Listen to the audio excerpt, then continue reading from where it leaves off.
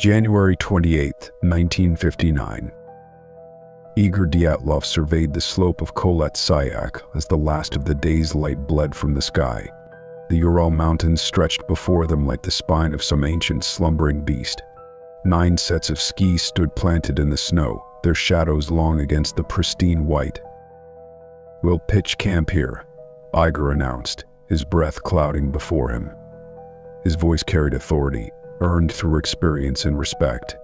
At 23, he was the natural leader of their expedition. Luda Dubanina nodded, already unslinging her pack. She was the only woman on this leg of the journey, her determination having earned her place among the men. "Good spot," she said, rubbing her gloved hands together. "Protected from the worst of the wind." The group moved with practiced efficiency. Alexander Kolevatov and Yuri Doroshenko began clearing snow for the tent, while Yuri Krivonishenko and Rustem Slobodin gathered what little wood they could find for a small fire. Nikolai Thibault-Brignoles and Semyon Zolotaryov unpacked the cooking equipment. Alexander Zolotaryov checked their position on the map one final time. "We've made good progress," Igor noted, scribbling in his journal. 20 kilometers today. If weather holds, we'll reach Otorten by February 2nd. The hikers worked together, securing the large canvas tent as darkness fell completely. The temperature dropped sharply, the kind of cold that burned the lungs. Soon the tent stood as their only shelter on the barren mountainside, a single orange beacon in a void of white and black. Inside, they huddled close, sharing warmth and stories. A small stove provided minimal heat as they passed around bread and dried meat. Luda sat cross-legged, her back against her pack, half listening to Zolotaryov's tale of a previous expedition. Something else had caught her attention, a low, persistent sound beneath the howl of the wind. "Do you hear that?" she asked during a lull in conversation. "The wind," Krivonishenko suggested, chewing thoughtfully. "No, something else. Like a hum." The others fell silent, straining to hear.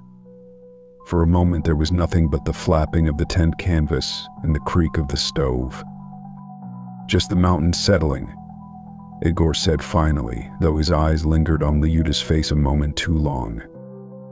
Later, as the others slept, Igor wrote by flashlight in his journal, the beam illuminating the cramped words.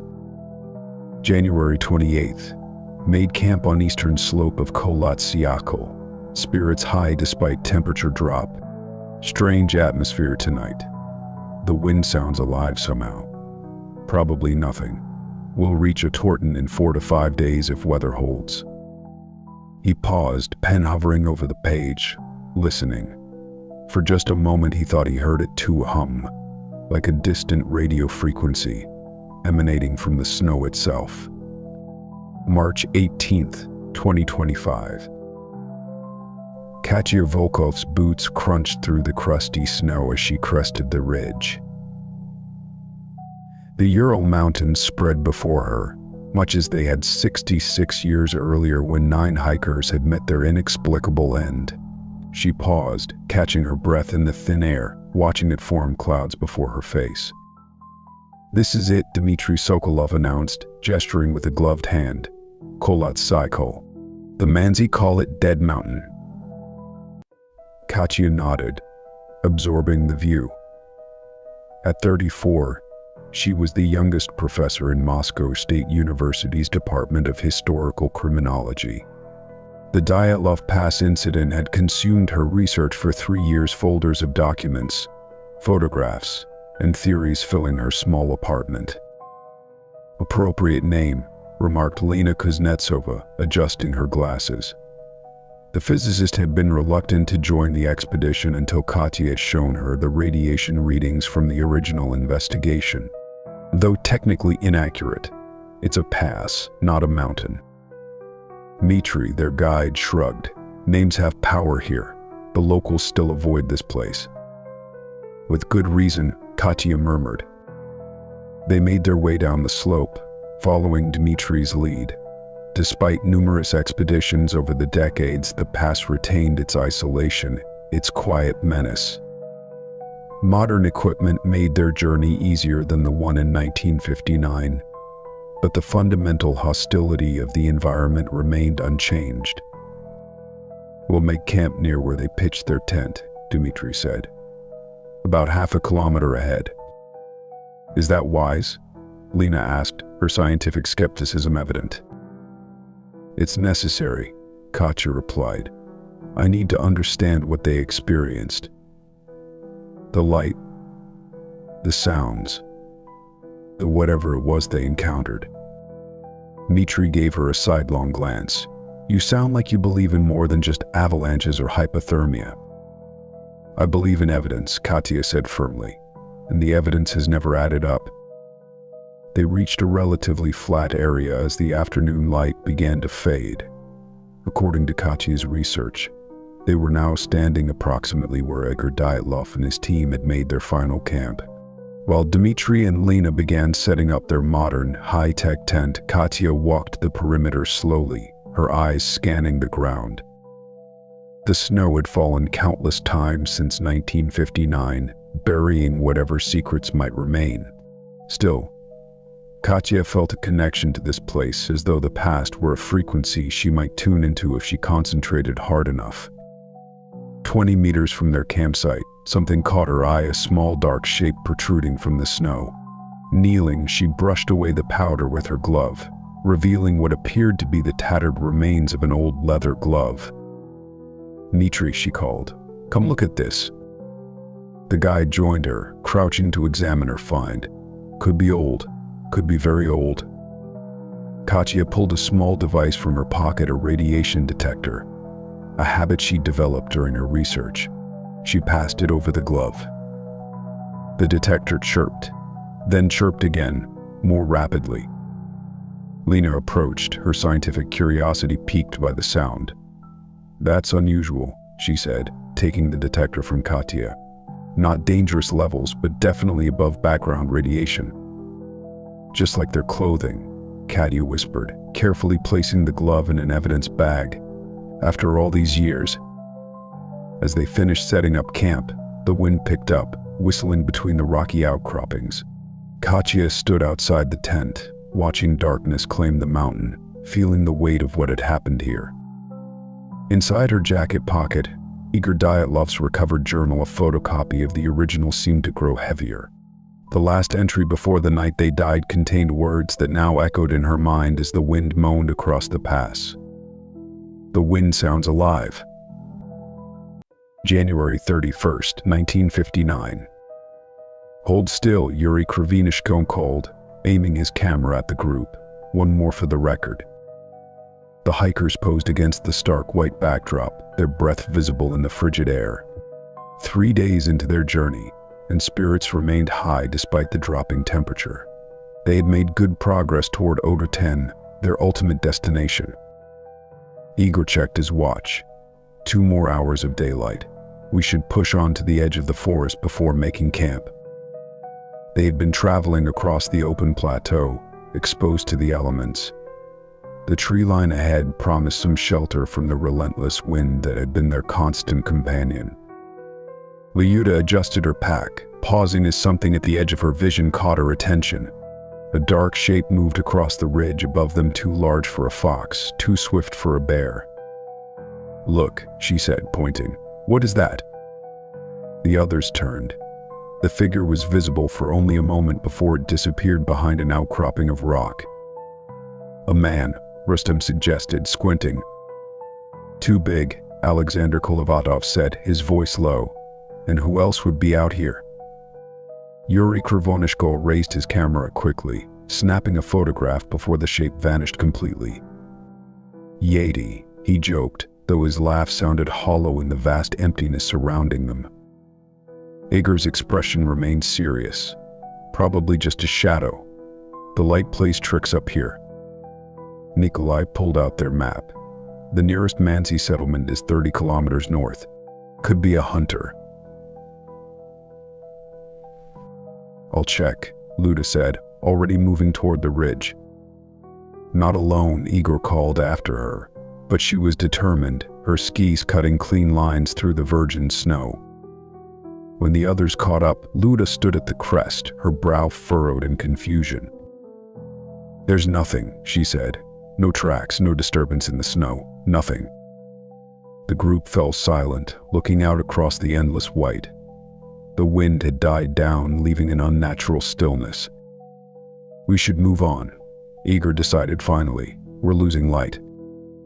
As they descended toward the tree line, Yuri Krivonishenko hung back with Lyuda. "I got a picture," he said quietly, "of whatever it was." "Good," she replied. "I'm not crazy then." "Never said you were. But out here," he gestured to the vast emptiness around them, "the mind starts to wander." That night, nestled in their tent at the edge of the forest, Igor recorded the day's events in his journal while the others played cards and sang songs to keep their spirits up. The camaraderie felt forced now, an antidote to the unease that had settled over the group. January 31st. Possible sighting on the North Ridge. Probably nothing. Yuri K. took photographs. Luda insists there were no tracks, weather turning colder. The group is tense tonight. Outside, the wind picked up again, its pitch changing to something higher, almost like a distant voice calling across the snow. March 19th, 2025. Katia woke before dawn, her breath visible inside the tent. Despite their advanced equipment, the cold had seeped in during the night, a reminder of nature's dominance in this harsh landscape. She reached for her tablet, reviewing the scanned pages of Igor's journal and the testimonies from the search parties who had found the bodies. Sleep had brought no rest, only fragmented dreams of running through snow, pursued by something she couldn't see. Lena stirred in her sleeping bag. "What time is it?" 5:30, Katia answered, already pulling on her boots. "I want to check something while the light's coming up." Outside, the pre-dawn glow cast everything in bluish shadows. Dmitri was already awake, boiling water on their portable stove. "You look like you've seen a ghost," he commented, handing her a steaming cup. "Just poor sleep," she replied, accepting the tea gratefully. "I need to check the ridge to the north." According to the journals, they saw something there 3 days before the incident. Dmitri nodded. "I'll come with you. Lena can finish setting up the equipment." They hiked in silence as the sun crept over the horizon. Katia's mind worked through the puzzle that had brought her here. 9 experienced hikers had fled their tent in the middle of the night, cutting their way out rather than using the entrance. They had run barefoot or in socks into sub-zero temperatures, seeking shelter beneath a cedar tree nearly a mile away. Some had died of hypothermia there, while others were found months later in a ravine with catastrophic internal injuries but no external trauma. A woman missing her tongue, traces of radiation on their clothing. 66 years of theories, avalanches, military tests, infrasound, katabatic winds, UFOs, and still no explanation that fit all the evidence. "Here," Dmitri said as they reached the ridge. "This matches the location from your maps." Katia pulled out her copy of Igor's journal, flipping to the entry from January 31st, 1959. Yuri K. took a photograph of what Luda saw on the ridge, developed it tonight in the tent. "Strange shape, probably just a shadow or weather effect. Luda insists it moved with purpose." Zolotaryov mentioned Mansi legends about guardians of the mountain. The others laughed, but no one is sleeping well tonight. "They saw something here," Katia murmured, "something that disturbed them enough to document it."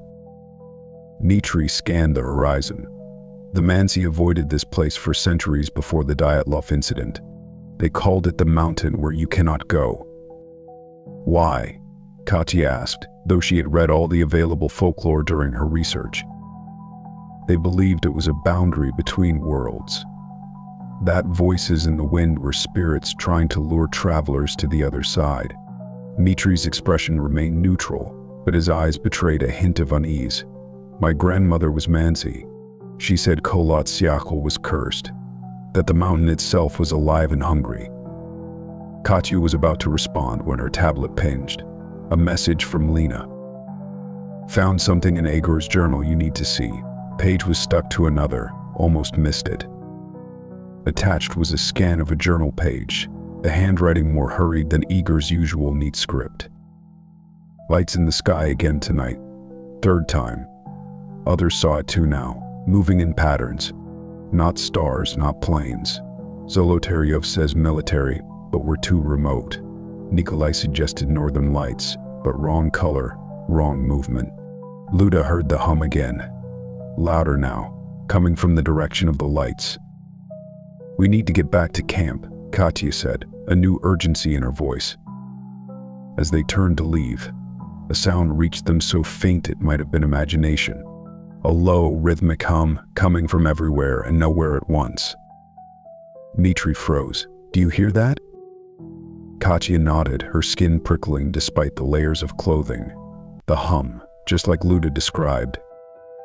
They stood motionless, listening as the sound grew subtly stronger, vibrating in their chests. Then, as suddenly as it had appeared, it faded. "Legend says the curse begins with voices," Dmitri said quietly. "Then comes the watcher in the snow." Back at camp, Lena had her equipment arranged precisely: radiation detectors, thermal imaging cameras, audio recorders, and atmospheric sensors. The physicist's scientific methodology was Katya's counterbalance to the legends and speculation. "Not see," he corrected. "Hear. The voices in the snow. They're not human anymore." He grabbed her arm suddenly, his grip surprisingly strong. "It collects them, uses them to call others." "What does? What's out there?" Dmitri's eyes unfocused again, looking past her at something invisible, something old, something that was here before people, before the mountain. "It's hungry, but not for food." For he struggled for the word, experiences, sensations, fear. Katya wanted to dismiss his words as the ravings of a traumatized mind, but they aligned too perfectly with the evidence they had gathered, with the inexplicable phenomena they had witnessed. "The container we found," she pressed. "Was it military? A weapon?" Dmitri laughed, a hollow sound devoid of humor. "Not our weapon. They found it, disturbed it, woke it up." His expression became deadly serious. "You need to develop the film." "What film?" "In your pack. The camera. I put it there last night." Katya stared at him, then quickly moved to her backpack. Inside, nestled among her supplies, was an old film camera, not modern, but from the Soviet era. She had never seen it before. "Where did you get this?" she demanded. "From the snow," Dmitri said simply, "where they've always been, waiting to be found." Lena entered the tent, stomping snow from her boots. She stopped short when she saw the camera in Katya's hands. "What's that?" "Dmitri says he found it in the snow," Katya explained, examining the device carefully. It was a Zorky 5, a Soviet rangefinder camera from the late 1950s. The same model Yuri Krivonischenko had used to document the Dyatlov expedition. "That's impossible," Lena said. "It would be destroyed after decades in these conditions." "Unless it was preserved somehow," Katya murmured, thinking of the perfectly preserved bone they had found, still radiating after 66 years. The camera contained film, partially exposed. Making a decision, Katya placed it in her pack. "We need to develop this. There's a darkroom set up in my equipment cases." While Lena watched over Dmitri, Katya converted their storage tent into a makeshift darkroom, using the chemical developing kit she had brought for processing old documents. Working carefully in the red glow of her darkroom light, she removed the film and began the developing process. As the images emerged in the chemical bath, Katya's hands began to shake. The first photographs were typical expedition shots, the hikers smiling, posing against snowy backdrops, setting up their tent. But then came the image Yuri had taken on the ridge, the Yeti they had joked about. The shape was clearly visible against the snow, tall and vaguely humanoid, but with proportions that seemed wrong: limbs too long, torso too narrow. It appeared to be looking directly at the camera, though where its face should be was only a dark blur, The next images were taken at night, showing lights in the sky, not the diffuse glow of aurora, but distinct points moving in geometric patterns. The final photograph, taken inside the tent, showed the hikers huddled together, their expressions tense. In the background, visible through the canvas wall as a darker shadow, was a tall, vertical shape. Katya stared at the image, her scientific skepticism battling with the evidence before her. The shape behind the tent matched exactly what she had seen moving outside their own tent the previous night. Carefully preserving the developed photographs, she returned to the main tent. Lena and Dmitri looked up as she entered, their expressions questioning. "Well?" Lena asked. Wordlessly, Katya laid out the photographs. Lena examined them with growing disbelief. "This can't be real," she whispered. "These can't possibly have survived 66 years in the snow." "Unless time works differently here," Dmitri said quietly. "Unless it's all still happening."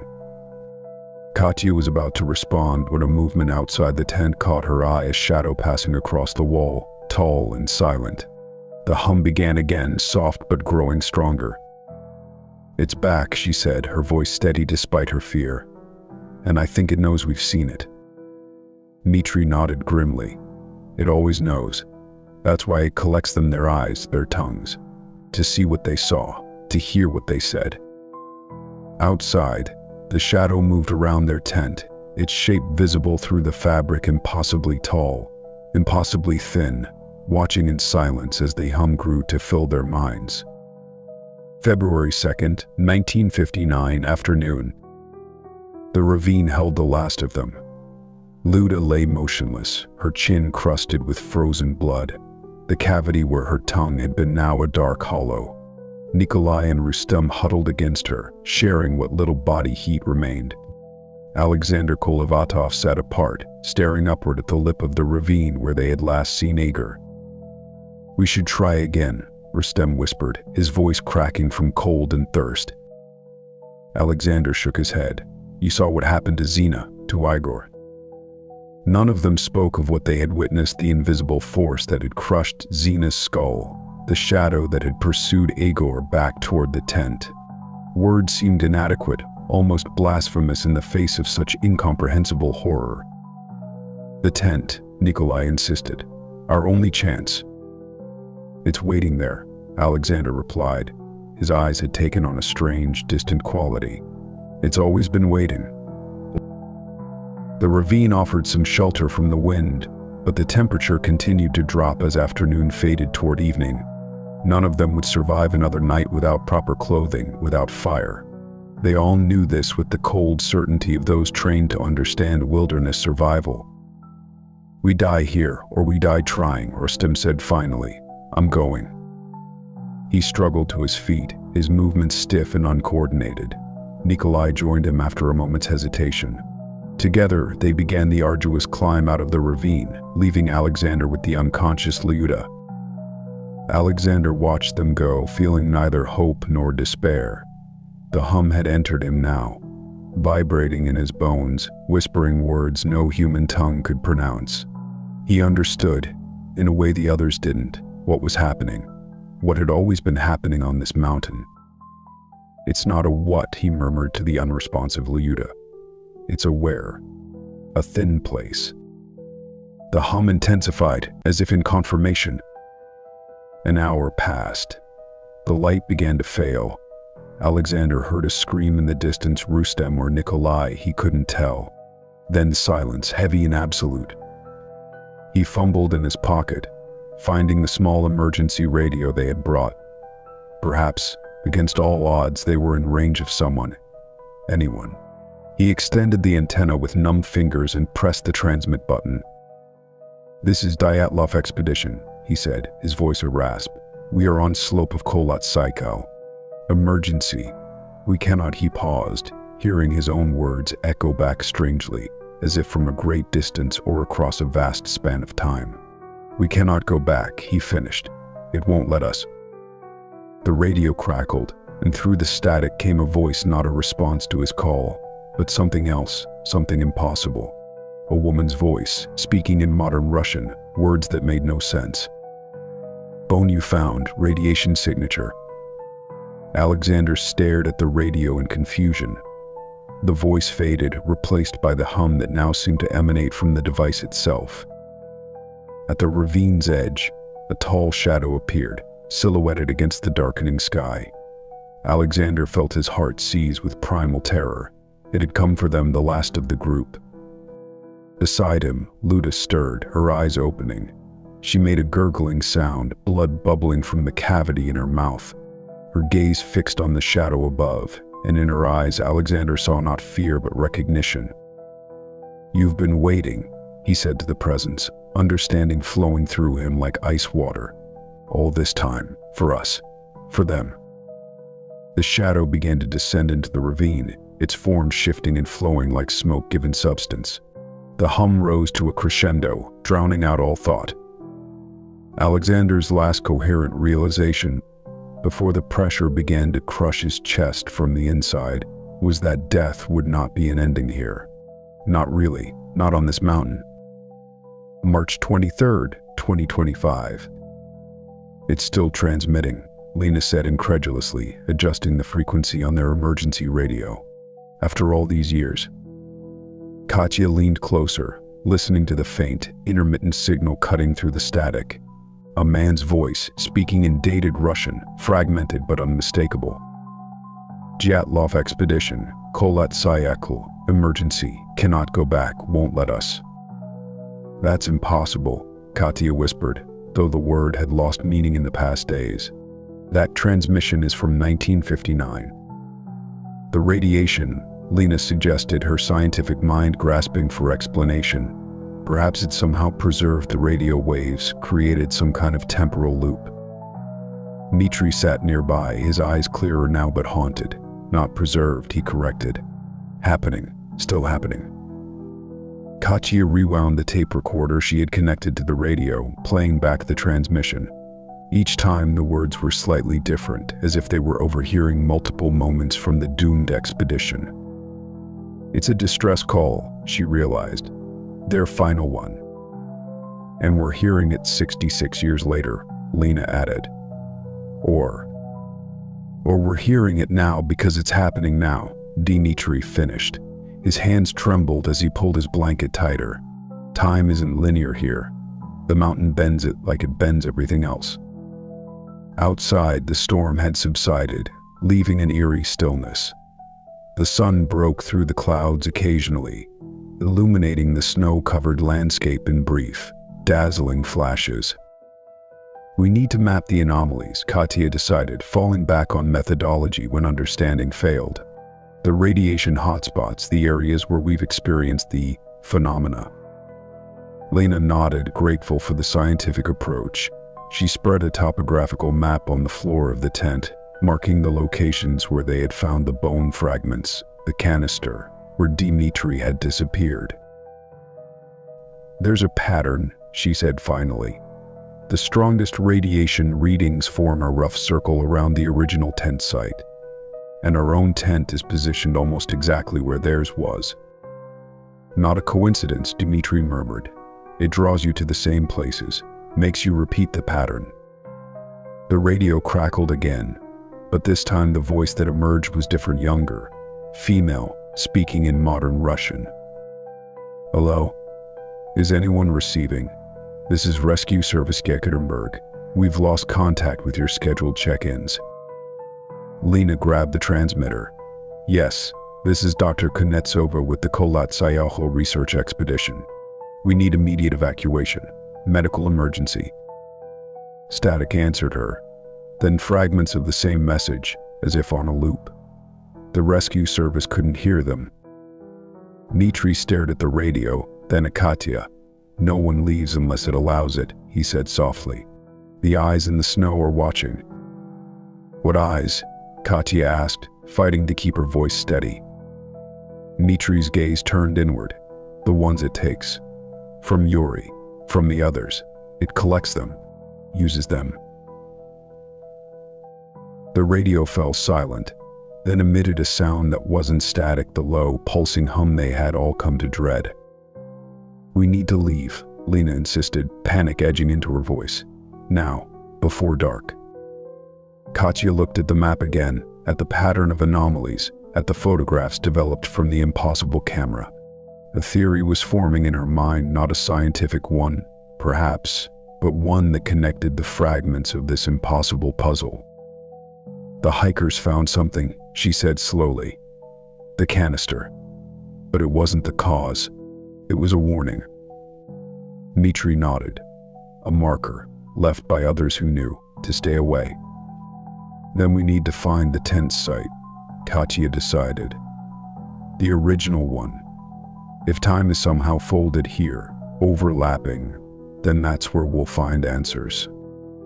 Or end up like them," Lena warned. "We're already following their path," Katya replied grimly. "We might as well see where it leads." As they prepared to leave, gathering only essential equipment, Dmitri suddenly froze, his gaze fixed on the tent wall. Outside, a shadow moved past, elongated, inhuman. "It knows," he whispered, eyes wide with terror. "It knows we've heard them." Katya's hand closed around the radiation detector in her pocket. "Then we'd better move quickly." They stepped outside into the blinding whiteness, following a path only Dmitri seemed able to see. Behind them, the radio continued to transmit, echoing with voices of the dead and dying across an impossible span of time. February 1st, 1959, earlier that day. Zolotaryov stood alone on the ridge, camera in hand, scanning the horizon. The others were setting up camp below, their voices carrying faintly on the clear, cold air. He had volunteered to scout ahead, but his true purpose was solitude, a chance to document what the others might not yet be ready to see. He had heard the hum 3 nights ago, before any of the others. Had seen the lights in the sky when the rest were sleeping. Had felt the watching presence that seemed to emanate from the mountain itself. Zolotaryov was not like the other hikers. His experience went beyond mere mountaineering. Before joining this expedition, he had served in a specialized military unit, one that investigated certain anomalous phenomena in remote regions of the Soviet Union. He knew what signs to look for. "The radiation readings are fluctuating," Lena reported, showing them the data. "Nothing dangerous, but definitely anomalous. And look at this." She pointed to an audio spectrogram on her laptop. "I've been recording ambient sound. That hum you heard? It's registering at infrasound frequencies below human hearing range. But there are patterns to it." "Like what?" Katya asked. "Like communication," Lena admitted reluctantly, "or at least non-random sequences."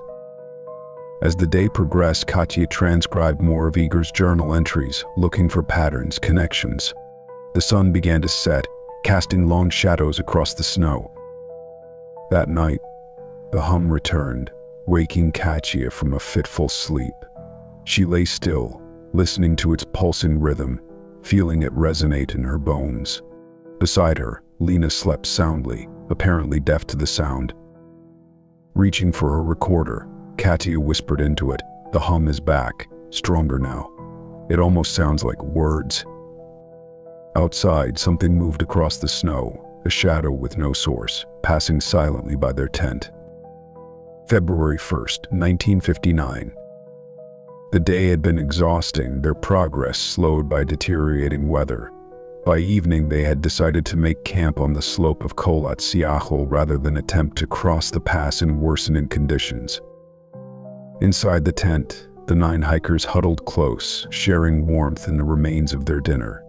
Outside, the wind had risen to a howl, driving snow against the canvas in relentless waves.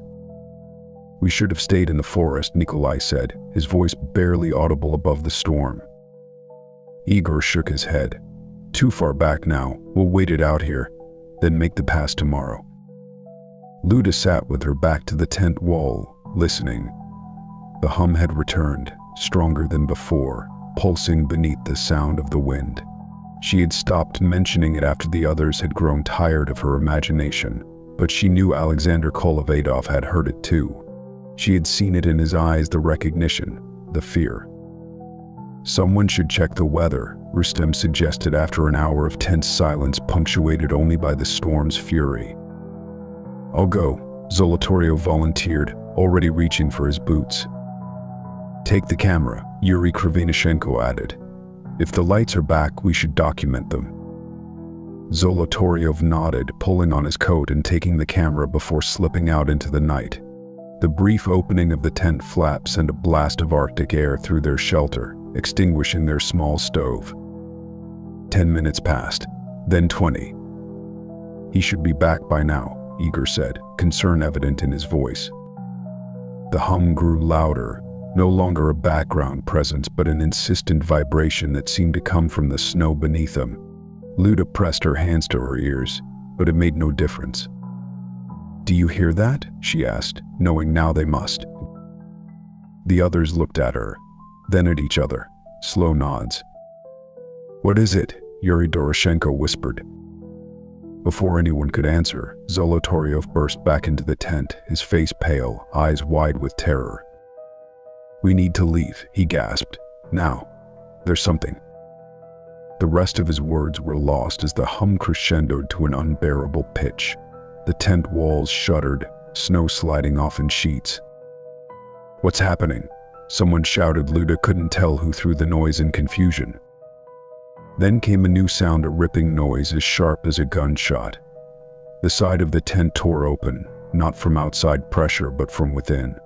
Igor had his knife out, slashing desperately at the canvas. "Out," he roared. "Everyone out." They scrambled through the opening, abandoning boots and coats, driven by a primal fear that overrode all logic. The cold hit them like a physical blow, but they kept moving, stumbling down the slope away from the tent. Lyuda tried to scream, to call the others back, but as she opened her mouth, the sound died in her throat. Something was wrong. The hum had entered her, vibrating through her jaw, her tongue. She felt a wetness on her chin, tasted copper. Her voice was gone, replaced by a gurgling sound that wasn't human. The group scattered in the darkness, some heading toward the distant cedar tree visible against the night sky, others simply running blindly through the snow.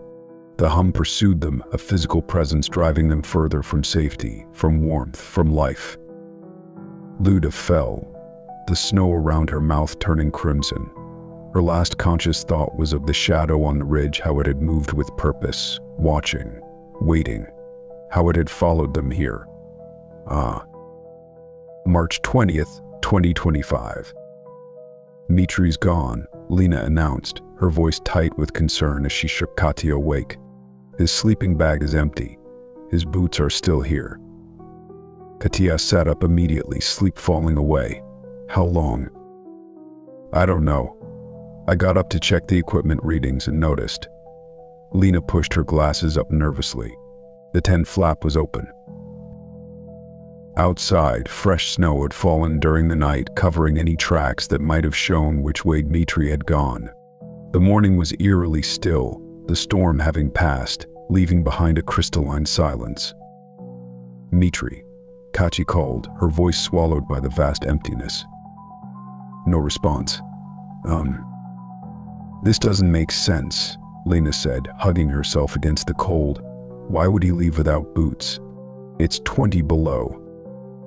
The question hung in the air between them, the obvious parallel to the original incident remaining unspoken. "We need to search," Katya decided. He couldn't have gone far without proper gear. They dressed quickly, gathering emergency supplies and their communication equipment. The satellite phone showed no signal, a problem they'd been experiencing intermittently since arriving. "The cedar tree," Katya said, pointing to a large, solitary pine about a kilometer down the slope. "That's where the first bodies were found in 1959. If there's any logic to this." They trudged through the deep snow, calling Dmitri's name periodically.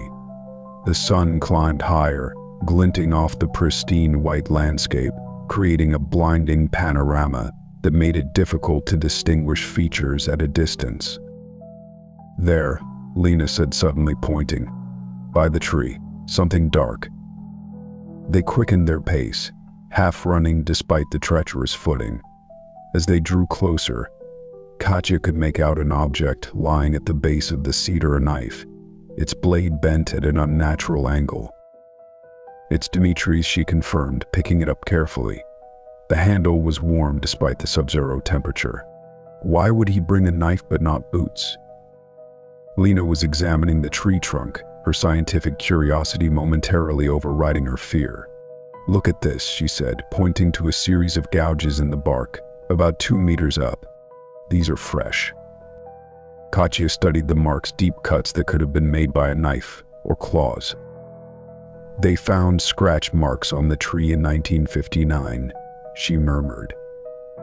The investigators thought the hikers had climbed it to look for their tent. Or to escape something, Lena added quietly.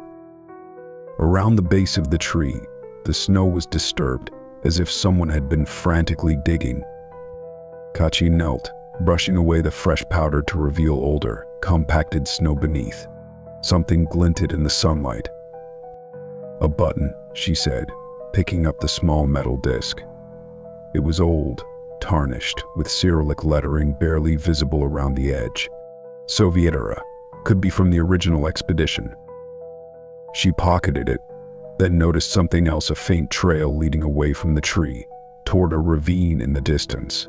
Not footprints exactly, but a shallow depression in the snow, as if something had been dragged. "We should follow it," she decided. "What about Dimitri?" Lena asked. "I think we are following him." The trail led them toward the ravine where 4 of the original hikers had been found months after the incident, their bodies crushed by an unknown compelling force, according to the autopsy reports. Katya felt a growing sense of dread with each step. The depression in the snow ended abruptly at the ravine's edge.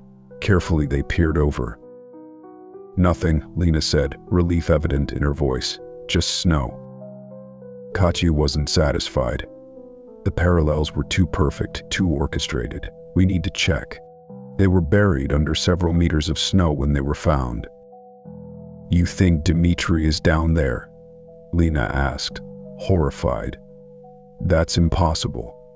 He couldn't have made it this far without boots, and we would have seen tracks from anyone else." "I don't know what to think anymore," Katya admitted, "but we need to be thorough." They made their way carefully down the steep slope of the ravine, testing each step. At the bottom, Katya began probing the snow with a collapsible avalanche pole from her pack. After several minutes of methodical searching, the pole struck something solid. Katya and Lena exchanged glances, then began digging with their gloved hands. What they uncovered wasn't Dmitri, but a fragment of bone, old, yellowed, but unmistakably human. "This could be from the original incident," Lena suggested. "Maybe an animal dragged it here." Katya pulled out her radiation detector, passing it over the bone. The device chirped rapidly. "Still radioactive," she noted, "after all these years." As she placed the bone in an evidence bag, a sound reached them, faint, almost imperceptible. A voice calling from somewhere above. "Dmitri," Lena shouted hopefully. But Katya froze, her blood turning colder than the air around them. The voice wasn't Dmitri's. It was a man's voice, yes, but speaking in a familiar cadence she hadn't heard in 15 years. "Misha," she whispered. The voice called again, her brother's voice, impossibly, saying her name. Mikhail Volkov had died in a climbing accident in these very mountains when Katya was 19. His body had never been recovered. "Do you hear that?" she asked Lena, her voice trembling. "Hear what?" Lena looked concerned. "Katya, there's nothing." But the voice came again, clearer now, calling her by the nickname only her brother had used. "Katyushka, help me, I'm still here." Katya stumbled backward, nearly falling. "We need to get back to camp," she said, her voice unsteady. "Now." As they climbed out of the ravine, Katya found a scrap of paper caught in a crevice between rocks, a torn page from what appeared to be a journal. The handwriting was cramped, desperate.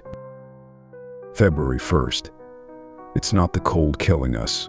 Something is hunting us. The hum is inside now. Luda can't speak. God help us, her tongue." The rest was missing, torn away or dissolved by decades of exposure. Katya carefully preserved it alongside the bone, her hands shaking not from cold, but from a growing certainty that history was repeating itself. When they reached camp, Dmitri was sitting outside their tent, staring vacantly across the snow. His feet were bare, blackened with frostbite, but he showed no sign of pain. "Dmitri," Lena cried, rushing to him. "What happened? Where did you go?" He turned to look at them, his eyes unfocused, distant. When he opened his mouth to speak, no words came out, only a low, rhythmic hum.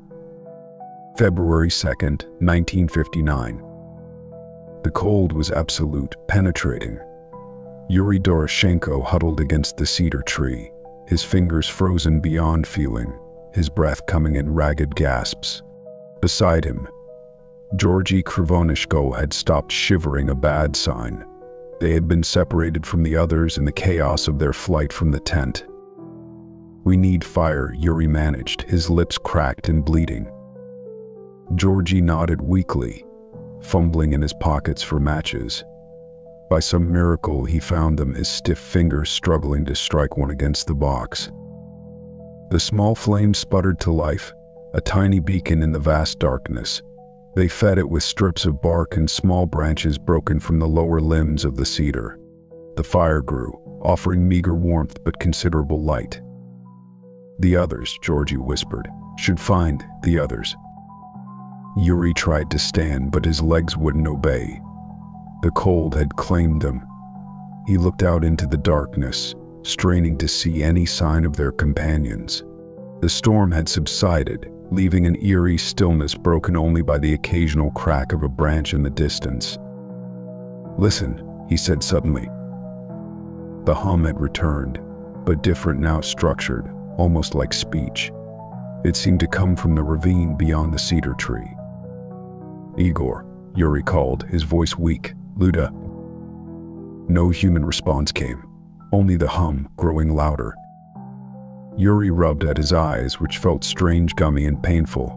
When he pulled his hands away, they were wet, not with tears, but with something thicker. His right eye burned intensely, the vision blurring, then clarifying in unnatural ways. "Something's wrong," he gasped, turning to Georgy. "My eyes." But Georgy was staring past him, his expression one of absolute terror. Yuri turned, following his gaze. At the edge of the firelight stood a figure, tall, indistinct, its shape seeming to bend the darkness around it.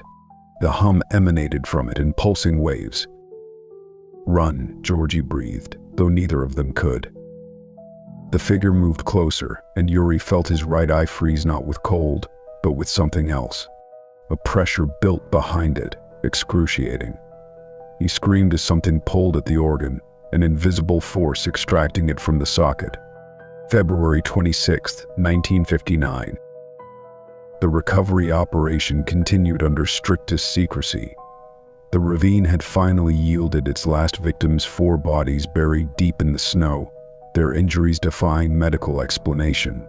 Crushed rib cages and skulls, yet no external bruising. Internal organs damaged by an unknown compelling force, according to the baffled pathologist. Colonel Ordyukov supervised the removal personally, his authority ensuring minimal documentation and maximum discretion. The bodies were loaded into sealed containers for transport to Sverdlovsk for further examination. "The radiation levels?" he asked the technician who had been monitoring the site. "Consistent with the clothing recovered earlier," the man reported. "Higher than background, but not immediately dangerous. Source still undetermined." Ordyukov nodded, making a note in his official log, a sanitized version of events that would satisfy his superiors while revealing nothing of the true strangeness they had encountered. No mention of the cylindrical objects found buried at intervals around the site. No record of the strange hum that had affected some of the recovery team, causing hallucinations, nosebleeds, one case of spontaneous glossectomy, a searcher's tongue simply dissolving in his mouth. These details would go into a separate report, classified at the highest level, for the eyes of Special Department 42 only. "Sir," One of the searchers called, approaching with something clutched in his gloved hand. "Found this near the female victim. Thought you should see it." He held out a small notebook, its pages warped by moisture but still legible. Ortyukov flipped through it, his expression darkening as he read. The entries began normally enough: weather observations, route notes, group morale, but the later pages descended into frantic, disjointed ramblings. "It watches from the snow. Eyes everywhere. Zolotaryov knew. Tried to warn us. The cylinders are a cage. We broke it. Now it's free." The final entry, dated February 1st, ended mid-sentence. "The hum is inside now. It's not just sound, it's..." "Burn it," Ortyukov ordered, handing the journal back. "This never existed." The searcher hesitated. "Sir, this could help explain what happened to them." "Some explanations are too dangerous," Ortyukov replied coldly. "This area is now restricted. No expeditions, no research, nothing. As far as the public is concerned, these hikers died in an avalanche. A tragic accident, nothing more." As the team packed up the last of the equipment, Ortyukov stood alone at the edge of the ravine, staring down into its depths. The hum had faded over the past days as they had systematically located and reactivated the cylindrical devices, restoring whatever containment field they generated. But still, he felt watched, studied, as if something was recording his presence, his reactions, his fear. "We've restored the perimeter," his second-in-command reported. "All cylinders active and synchronized." And the anomalous readings? Confined to a 10-meter radius around each body recovery site, diminishing hourly. Ortyukov nodded, satisfied. The situation was contained. The entity, whatever it was, had been resealed in its prison of technology far beyond current Soviet capabilities. Yet as they departed, he couldn't shake the sensation of eyes following their every move. Eyes in the snow. Eyes that never closed, never aged, never died. In his classified report, he would recommend that Kholat Syakhl be permanently restricted, its very name removed from maps. Some places belonged to older things that had been here long before humans and would remain long after. Things that hungered for experiences they could never naturally have. March 25th, 2025. The void opened before Katya like a mouth in the snow, a perfect circle of absolute darkness, 2 meters across, with no visible depth. It had appeared as she held the canister aloft, the hum reaching a pitch that shattered Lena's equipment and sent the scientist into unconsciousness. Now Katya stood at its edge, alone with the presence that had haunted this mountain for untold ages. The shadow circled the void, flowing around it like water around a drain, its form constantly shifting. The eyes embedded within its darkness watched her with ancient hunger, borrowed tongues tasting the air between them. "This is your true form," Katya said, understanding flowing through her. "Not the shadow. That's just how we perceive you. This void, this is the fold in reality where you exist." The hum modulated in agreement, in surprise at being recognized. In her hand, the canister vibrated more intensely, growing almost too hot to hold even through her gloved hand. Its purpose was clear to her now: not a weapon, but a key. Part of a lock designed to keep this intersection between dimensions sealed. "You've been collecting them," she continued, the realization horrifying yet fascinating. "The hikers. Their eyes to see. Their tongues to taste, their skulls to hear, preserving their experiences, their sensations, adding them to your collection." The shadow rippled, and in her mind, impressions formed confirmation but also correction. Not collecting, studying, learning, experiencing what it could not naturally experience, confined as it was to this fold in reality.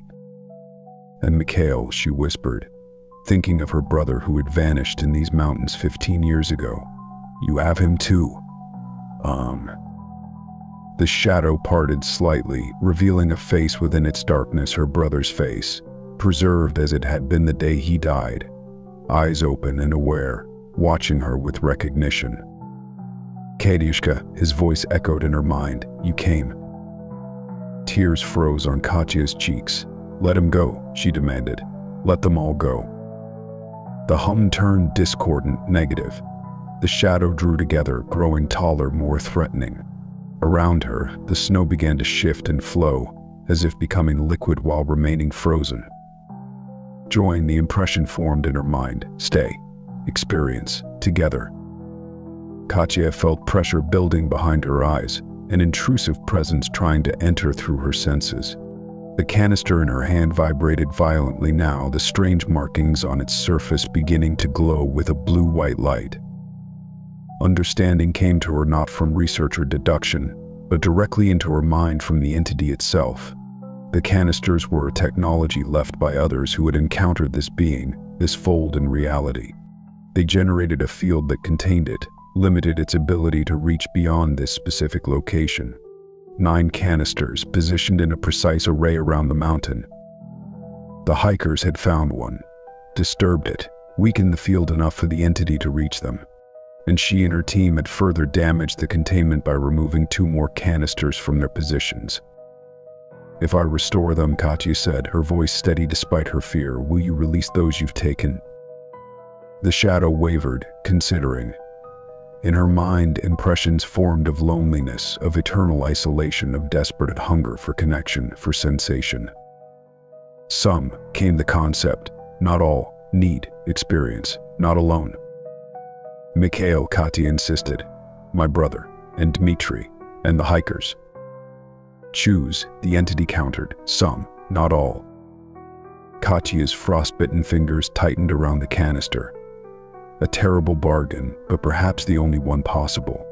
This being, this fold in reality, it was not evil in any human sense. It was alien, operating by different rules, with different needs. Containment was the best that could be achieved, not destruction. Mikhail, she said finally, and Luda Dubinina, the rest remain with you. The shadow rippled in agreement. The void in the snow pulsed once, and 2 figures rose from its depths, a man and a woman, their forms translucent at first, then solidifying as they emerged fully into the world. Mikhail looked exactly as he had 15 years ago, the day he disappeared. Lyuda Dubina was young, dressed in the hiking clothes of 1959, her features delicate despite the horror she had witnessed. Both stood silently at the void's edge, their eyes focused on Katya with an intensity that suggested they were not entirely themselves anymore, changed by their time within the entity, carrying something of it back with them. Misha, Katya whispered, reaching toward her brother. He smiled, but there was something wrong with the expression, too wide, too knowing. When he spoke, his voice carried the same harmonic undertone as the hum. It's beautiful in there, Katiushka. So many experiences, so many sensations. Beside him, Lyuda opened her mouth to speak, revealing a perfect tongue where historical records indicated there should be none. We are its ambassadors now, she said, her 1959 Russian accented but understandable. Its eyes and ears in your world. Katya backed away, understanding the true nature of the bargain. The entity would release them. Yes, but not as they were. As extensions of itself, altered, remade. The void in the snow began to contract, the shadow flowing into it like water down a drain. The hum faded gradually, leaving an eerie silence in its wake. Beside her, Lena stirred, regaining consciousness. She sat up, disoriented, then froze at the sight of Mikhail and Lyuda standing perfectly still, watching them with unblinking eyes. What happened? She asked, her voice hoarse. Who are they? Before Katya could answer, frostbite scars began to form on her wrists and fingers, matching exactly the pattern documented on Lyuda's body when it was found in 1959. Pain shot through her as the tissue blackened and hardened, a perfect reproduction of injuries sustained 66 years earlier. It's still here, she gasped, understanding. Just contained again, waiting. Mikhail and Lyuda smiled in unison, their expressions mirroring each other exactly. In perfect synchronization, they spoke. The past remembers. The past preserves. The past answers. Always.